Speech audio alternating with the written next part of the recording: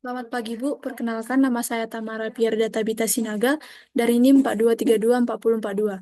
Di sini saya akan mempresentasikan hasil perbaikan laporan praktikum mengkritisi dokumen SWTD dari kelompok 14, yaitu rancang bangun website toko obat Wijaya Farma. 13 karakteristik kualitas dokumen spesifikasi persyaratan perangkat lunak atau SRS yang baik. Yang pertama, lengkap. Ya, karena dokumen mencakup banyak aspek, termasuk dengan deskripsi sistem, kebutuhan fungsional dan non-fungsional, diagram proses, use case, diagram IR, dan pengujian. Yang kedua, konsisten. Ya, struktur dokumen terlihat konsisten dengan format yang sama untuk setiap bagian, atau misalnya use case skenario, pengujian, dan desain data. Hal ini juga mendukung konsistensi. Yang ketiga, tidak ambigu. Penjelasan mengenai setiap fungsi seperti pada use case skenario cukup detail sehingga mengurangi potensi ambigu.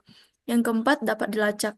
Ya, karena ada bagian traceability yang membantu melacak hubungan antara kebutuhan, desain, pengujian, menunjukkan sistem dapat dilacak dengan baik. Yang kelima, dapat diverifikasi.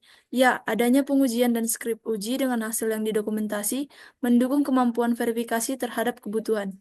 Yang keenam, dapat dimodifikasi. Ya, struktur dokumen dan penggunaan alat pengembangan standar seperti UML dan database relasional memungkinkan modifikasi sistem dengan relatif mudah.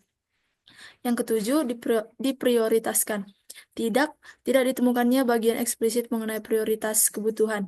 Akan lebih baik juga jika dokumen mencakup prioritas kebutuhan untuk mengelola fokus pengembangan. Yang kedelapan, dapat diuji. Ya, karena rancangan mencakup skenario pengujian, menunjukkan bahwa sistem dapat diuji. Yang kesembilan, tingkat tinggi dan tingkat rendah. Ya, terdapat kombinasi deskripsi tingkat tinggi atau overview sistem dan tingkat rendah atau detail desain seperti kelas diagram dan sequence diagram. Yang ke-10, relevan. Ya, semua kebutuhan relevan dengan tujuan sistem yang dirancang, yaitu mempermudah pengolahan data dan informasi toko obat Wijaya Farma.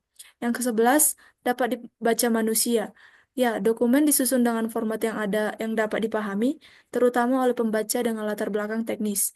Yang ke-12, selaras dengan sasaran bisnis. Ya, rancangan mendukung tujuan bisnis seperti meningkatkan efisiensi operasional toko dan memperluas akses pelanggan. Dan yang terakhir, metodologi agile. Tidak ada penyebutan eksplisit mengenai penggunaan metodologi agile. Namun, jika elemen seperti iterasi atau inkrementasi diterapkan, ini bisa mencerminkan pendekatan agile. Sekian hasil presentasi saya. Terima kasih.